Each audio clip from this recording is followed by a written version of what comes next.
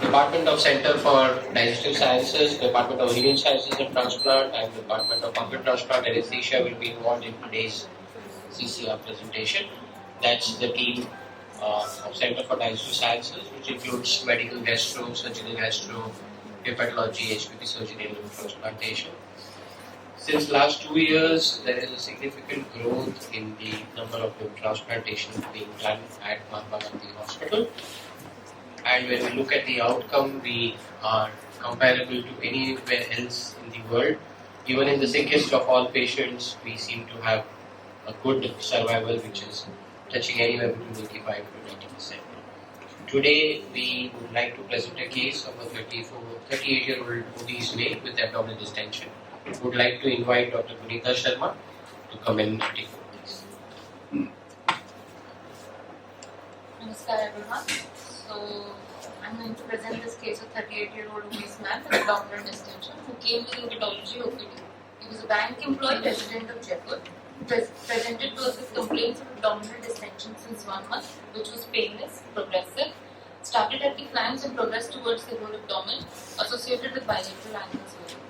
There was no history of abdominal pain, jaundice, hematomesis, melena, decreased urine output, cough, and shortness of breath. Patient was diabetic since 8 years and was on insulin.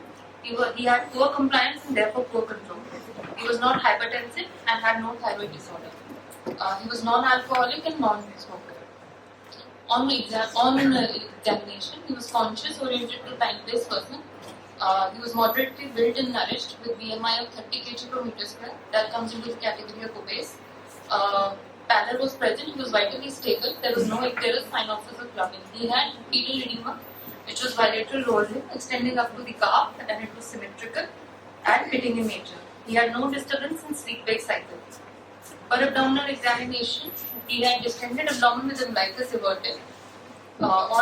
Superficial palpation was normal. On deep palpation, liver was palpable 4 cm below the right costal margins with nodular surfaces, and spleen was palpable 3 cm below the left costal margin. On percussion, liver span was 16 cm mid-clavicular line. Auscultation, bowel sounds were normal. There was no venous lump or bruise. On percussion, clinical tests for ascites were done and fluid thread was present. If anybody could tell me what is the fluid level for the fluid thread to be present in a patient? Anybody in the audience can tell me at what fluid level we see fluid thread? Nobody. So at more than 1 liter, we see fluid thread. There are 3 clinical signs of fluid, that is fluid thread, shifting dullness, and puddle sign. Shifting dullness is seen at 500 ml, puddle sign is seen at 250 ml, or in some books it is 150 ml. Less than that, we use ultrasonography. So, what would be the differential diagnosis for the patient, 38-year-old male with abdominal distension? What could be the differential diagnosis for this patient? So, there are 5 F's for abdominal distension: fat, fluid, feces, flatus, and because this patient is male, we have not considered the 5th F, that is fetus. So in this patient, it was fluid in peritoneal cavity since the fluid cell was present. That is ascites. So what would be the differential diagnosis for ascites, if anybody could tell me? So differential diagnosis of ascites includes hepatic, nephrotic, infective, malignant causes. Hepatic causes including cirrhosis and Mch syndrome, renal causes including nephrotic, cardiac causes is heart failure, infection is tuberculosis, and malignancy is lymphoma. So further work was done for this patient to determine the cause of ascites. So the blood work and urine routine were done. Blood work, the patient had anemia, that is 7.1, and thrombocytopenia with 120 into 10 raised to power 3 per microliter of liquids. His renal function tests were arranged with creatinine being 2.6 and urea being 83. His albumin was low, 2.9, and his urine routine showed proteinuria with protein 2+. Ultrasonography of whole abdomen was done, which was suggestive of chronic liver disease, moderate ascites, enomegalian, prominent splenic and portal vein. 2D echo was done to rule out the cardiac causes, which came out to be normal. Now, further ascitic fluid analysis was done. That is, patient had colorless clear fluid with serum albumin being 2.9, Ascitic albumin being 0.9, and SAAG ratio was SAAG was calculated, that is serum ascitic albumin gradient. Protein was 2.2, cell count was 300, which were predominantly lymphocytes. Now, what is SAAG? Serum ascitic albumin gradient is the difference between serum albumin and ascitic albumin. Standard value taken for this difference is 1.1. If it is less than 1.1, we rule out the causes, hepatic causes, which comes out to be nephrotic syndrome, cardiac causes, nephrotic syndrome, pancreatitis, or tuberculosis. If it is more than 1.1, we look for ascitic protein. The standard value for which is 2.5. Less than 2.5, it leads to the causes are cirrhosis, massive liver mets, and late Budd-Chiari syndrome. If it is more than 2.5 ascitic protein, we usually take it as heart failure, early Budd-Chiari, IVC obstruction, and sinusoidal obstruction syndrome. So for this patient, we had SAAG of 2, which falls into the category of ascitic protein less than 2.5. So now, looking back at the DD of ascites, he had high SAAG value, that is more than 1.1, and low protein, that is less than 2.5. So the cause comes out to be hepatic, that is cirrhosis, portal hypertension, or Budd-Chiari syndrome. Now further workup for this patient was done, that is upper GI endoscopy, which was suggestive of esophageal varices grade 2, which is clearly visible in this image. Autoimmune workup was done to rule out the autoimmune causes, which came out to be negative. Viral markers were done, which came out to be negative, and ceruloplasmin levels were done to rule out Wilson's disease, which came out to be negative. Now, a 38-year-old obese man with type 2 diabetes, having portal hypertensive ascites and deranged renal function. What are the challenges we are going to face in this patient? Because the patient had deranged renal function, we had to determine the cause of renal dysfunction. Because renal dysfunction could be intrinsic in nature, or it could be due to the cirrhosis, the portal hypertension cirrhosis the patient is facing.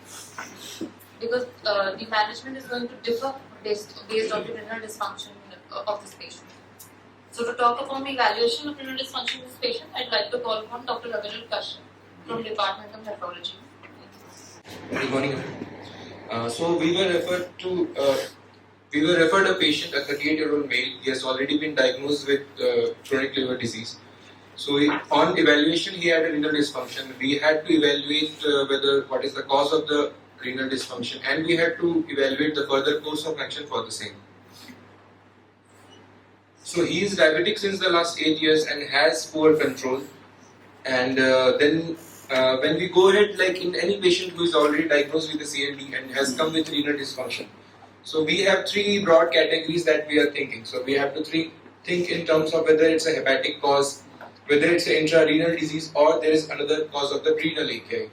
The postrenal causes are very uncommon in these patients. So in this patient, so mainly we are thinking hepatorenal syndrome versus primary renal disease. So what happens in this patient is because there is a portal hypertension, so that leads to a splanchnic vasodilation. So the effective circulatory volume is reduced. There is a arterial vasoconstriction, so that will lead to the activation of renin-angiotensin aldosterone system.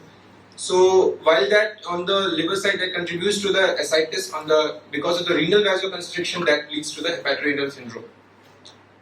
So for us, the International Club of Ascites gives the criteria for the AKI and diagnosis of hepatorenal syndrome in cirrhotic patients.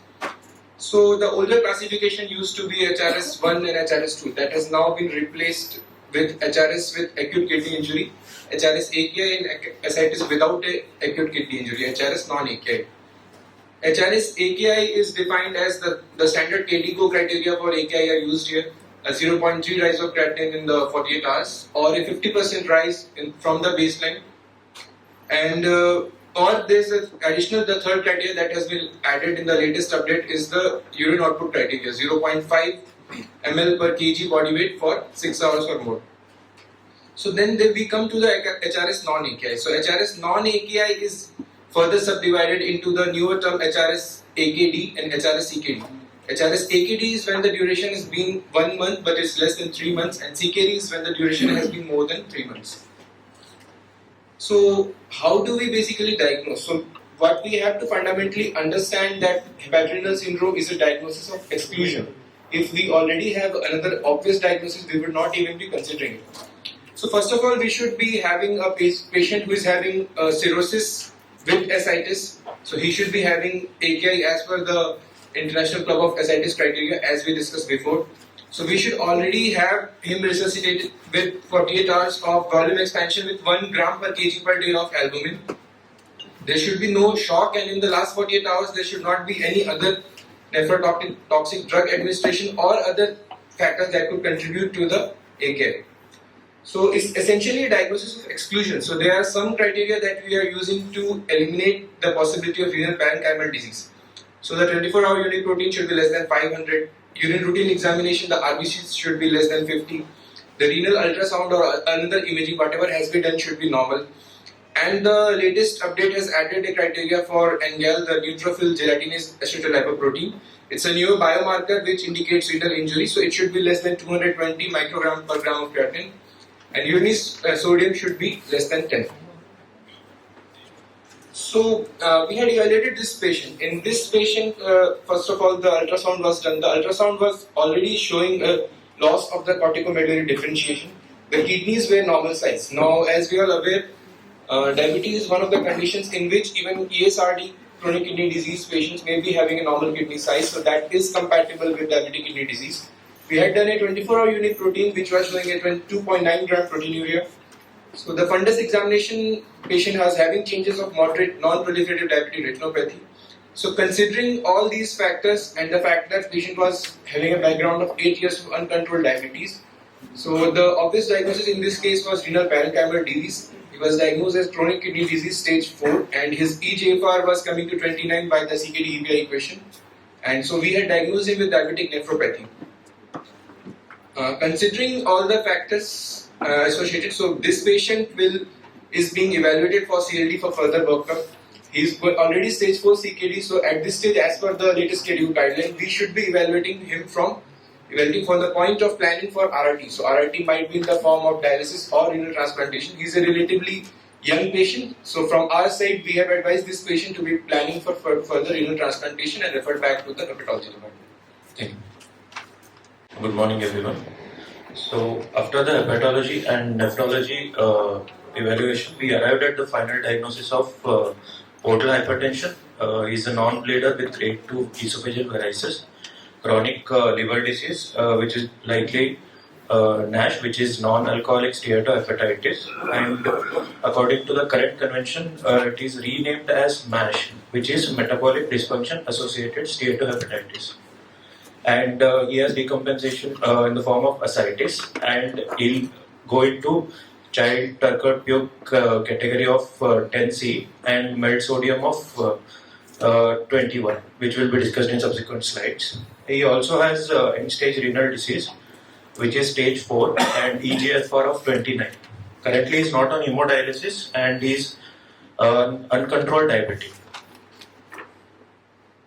So, what are these severity assessment of liver disease scores? First is the child Turgor puke score. It contains these 5 parameters which are graded in points 1, 2 and 3. And the MELD score stands for model of end-stage liver disease, which includes mainly 3 scoring points, which is creatinine, bilirubin and INR. MELD score ranges between 6 and 40 and it predicts the survival for the patient. So, moving on, what are the treatment options available for this patient?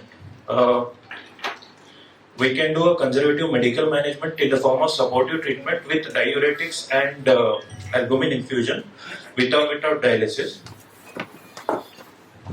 Or we can do a sequential transplant, liver first followed by kidney transplant, or a combined liver kidney transplant can be done. The survival of conservative medical management is dismal, which is around median survival of 9 months.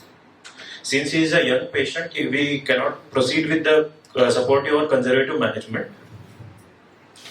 So this is not done in this patient since he is relatively young. Next option is the sequential transplant. Here only one liver donor is required at the current state, but however he has increased perioperative mortality since it is difficult for him to for the perioperative management in the form of difficult fluid management, nephrotoxic immunosuppression which we have to give, and he may need dialysis. So since he has dysfunction kidney. So this is also not done. So we have we have planned for him the combined liver kidney transplant. The problem here is either we have to wait for 2 living donors, each giving liver and one more giving kidney. So we need to learn more about the combined liver and kidney transplant. There are main indications for this, which is kidney pulling liver. Patients with end-stage renal disease on dialysis and liver disease, even if he is asymptomatic, if the portal hypertension, that is HbPG, is more than 10 or varices on endoscopy, patient should undergo combined liver kidney transplant. Or else, if he has decompensated cirrhosis and renal disease, even when he is not on dialysis, patient with CKD with a GFR of less than 30 for more than 3 months, kidney biopsy, more than 30% glomerulosclerosis or intestinal fibrosis, proteinuria of more than 2 gram per 24 hours, or an acute kidney injury with creatinine of more than 2 and or requiring dialysis for more than 4 weeks. So, we have a patient with chronic liver disease, with portal hypertensive ascites, with chronic kidney disease, which is due to diabetic nephropathy, and we had listed him for combined liver and kidney transplantation. So either we have to wait for 2 living donors, one will give kidney, another will give liver, or wait for a cadaveric donor which both the organs can be obtained from the same cadaver. Now I call upon Dr. Saurabh for anesthetic challenges. Good morning, respected teachers. Now I will discuss the intraoperative challenges and management in this case one by one. Firstly, the most important challenge for us in this case management is related to the optimal fluid administration. As this graph shows, if we give less fluid, then the kidney graft will compromise, which lead to acute kidney injury, acute tubular necrosis, delayed graft function. Or if we give slightly more fluid, then the liver graft will become congested and result in the graft dysfunction, or therefore we have to administer the fluid in the optimal range. So in order to maintain the optimal fluid administration, we use the advanced hemodynamic monitoring, where the stroke volume variation guides the optimal amount of fluid. As this in the advanced hemodynamic monitor, as we can see the stroke volume variation value, that is 4. As this graph on the left side shows, if the stroke volume variation if more than 12%, then the patient is hypovolemic, whereas if it is less than 12%, then the patient is euvolemic. So we have to keep stroke volume variation to be in the range of 10 to 12%. So our next challenge is related to the coagulation system. These patients have deranged coagulation profile, so there can be increased intraoperative bleeding risk. So we use the point of care coagulation monitoring, that is thromboelastography. Its graph guides us which blood product is to be administered. Current literature suggests that using the thromboelastography rather than conventional coagulation tests like prothrombin time INR result in less intraoperative blood or blood product transfusions. So thromboelastography gives idea about whole coagulation pathway like clot initiation, clot progression, clot strength, or fibrinolysis. As we can see in this graph, if there is increase in R time, so we have to give only fresh frozen plasma. If there is increase in K time, we have to only give cryoprecipitate. If there is decrease in alpha angle or maximum amplitude, so we have to transfuse platelets in the form of HDP. If there is increase in lysis time, so we have to give antifibrinolytic in the form of tranexamic acid. So next is temperature management. These patients are in high risk of developing hypothermia. because of large amount of blood transfusion. So we used rapid infusion system which administer warm fluid and warm blood at a rate of up to 1 to 1.5 liter per minute. And we also attached body warmer and the hotline to keep patient warm so that we can prevent hypothermia, because hypothermia will also cause coagulopathy. So next is hemodynamic management. So we used invasive arterial blood pressure monitoring, which gives us beat-to-beat monitoring of arterial blood pressure, and we kept ready with the emergency drugs and the defibrillator in the operation theatre with the pads attached on the patient. And we also use the advanced hemodynamic monitor, which gives us the exact value of cardiac output, stroke volume, systemic vascular resistance, on the basis of which we can administer various inotropic or vasopressor drugs. So next is metabolic management. These patients are prone for various metabolic disturbances intraoperatively, like acidosis, hyperkalemia, hypocalcemia, hyponatremia. So therefore, intraoperatively, we do repeated arterial blood gas monitoring and the correct accordingly. As this was end-stage renal disease patients, so we kept ready with the continuous renal replacement therapy machine in the operation theatre for managing in case of severe acidosis or pulmonary congestion. So next is respiratory management. This patient may have pulmonary complications like pulmonary congestion due to atriovenous shunting, portopulmonary hypertension, pleural effusion, which causes increased risk of post-operative prolonged mechanical ventilation. So therefore, we performed pre-operative lung ultrasound on the OT table to rule out any lung pathology, or we employed lung protective ventilation during the intraoperative period. And we have successfully prevented and managed all these intraoperative challenges. So now I will like to invite Dr. Hrishikesh for further discussion. So after waiting for 2 months, patient received a cadaveric donation and he was posted for combined liver and kidney transplantation. So this surgery includes, first we have to retrieve the organ from the cadaver, including both liver and kidney. We have to bench, that is, we have to prepare the graft for transplantation, which includes both liver and kidney. At the same time, we have to remove the old dysfunctional liver, that is the recipient hepatectomy, and we have to implant first the liver, then the kidney. So, what challenges did we face in cadaveric organ retrieval? Since the cadaver can be there in any part of the country, we have to go there, and due to that, usually the organs will have more longer cold ischemia time. So it is a race against the time. So the solution for this is to make a green corridor, which is available in most parts of the country. And next is the logistic issue. We have to travel faster to reduce the ischemia time to the organs, as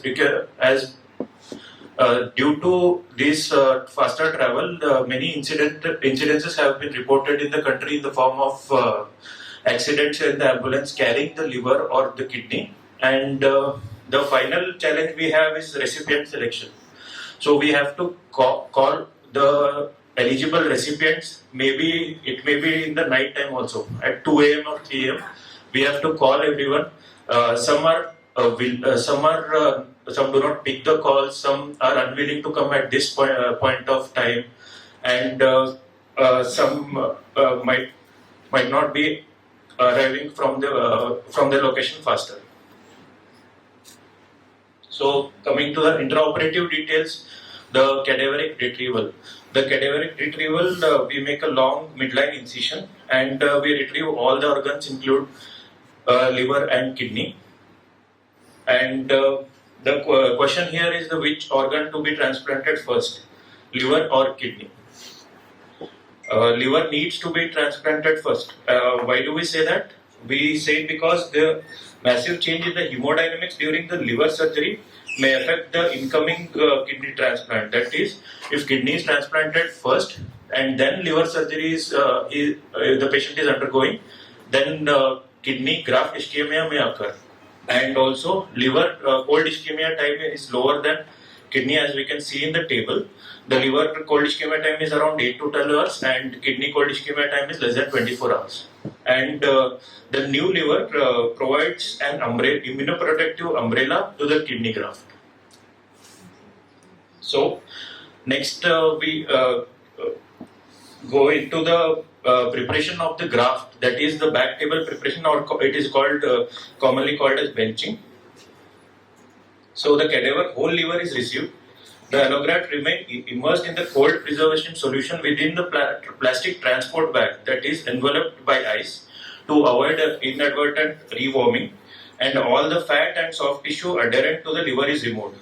And with the anterior surface lying facing the surgeon, the liver area is exposed. The complete removal of remnant diaphragm and the suprahepatic vena cava is freed from its diaphragmatic attachments. A plane immediately anterior to the inferior vena cava is established, and fibrous diaphragm and all the soft tissue is removed.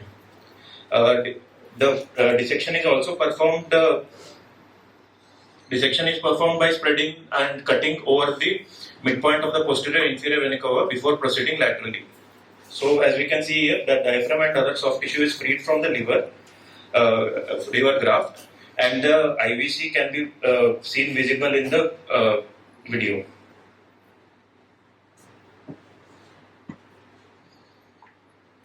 So, along with the benching, we simultaneously induce the patient and we start the surgery on the recipient. Earlier, we used to make a bigger incision in the form of Mercedes-Benz incision. Now we have changed it into modified Marcucci incision, which is better for exposure and also for cosmesis. So the explantation surgery is done. So the explantation surgery is done. The old liver is the dysfunctional old liver is removed, as we have to transplant the new liver in the same position, which is called the orthotropic liver transplant, and hence the old liver is removed by ligating both the outflow and inflow tract of the old liver, and we can see the specimen of old liver completely removed from the body, and here starts the anhepatic phase. So next step is the implantation. First we have to implant create the outflow tract. So we have to do a venous anastomosis in the form of IVC to IVC in this situation, that is the cadaver liver. We can see the IVC to IVC anastomosis in this video. Then we have to create the inflow, that is the main portal vein, which is anastomosed in the form of end-to-end main portal vein to main portal vein, which creates the inflow, and after this the warm ischemia time stops. We can see in the video the main portal vein is being anastomosed to the main portal vein here.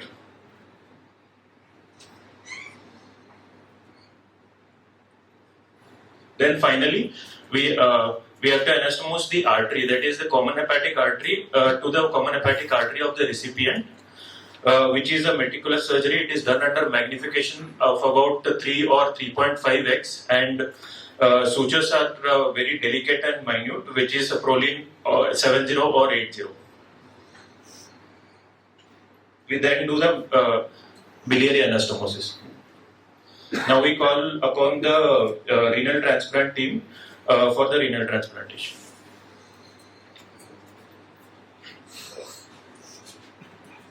So, as Dr. Hrishikesh told that liver is implanted at its own position, what is? Can anyone tell what is different between liver and kidney transplantation? Where kidney is transplanted? So, it is transplanted in right iliac fossa. It is an heterotopic transplantation, so we don't need to remove the old kidneys unless there are some indications. So it saves lots of time. So before implantation, we also do benching, that is preparation of the allograft. So careful dissection of all the fatty tissue is done surrounding kidney, and adipose tissue and fat is removed. And renal vein, we received right cadaveric kidney. So it was having short renal vein, so it was elongated using IVC, and there were 2 right renal arteries and on an aortic patch. So we anastomosed directly with patch. So as I already told, we don't require native nephrectomy to be done. In majority of cases, there are hardly some indications, including ADPKD, recurrent infection due to stone disease, uncontrolled hypertension, and persistent vesicoureteral reflux. So, we given modified Gibson or reverse hockey stick incision in right iliac fossa. And see, as you can see, we have made an extraperitoneal or retroperitoneal space over the iliac vessels, and we have exposed the external iliac artery, as you can see, and external iliac vein.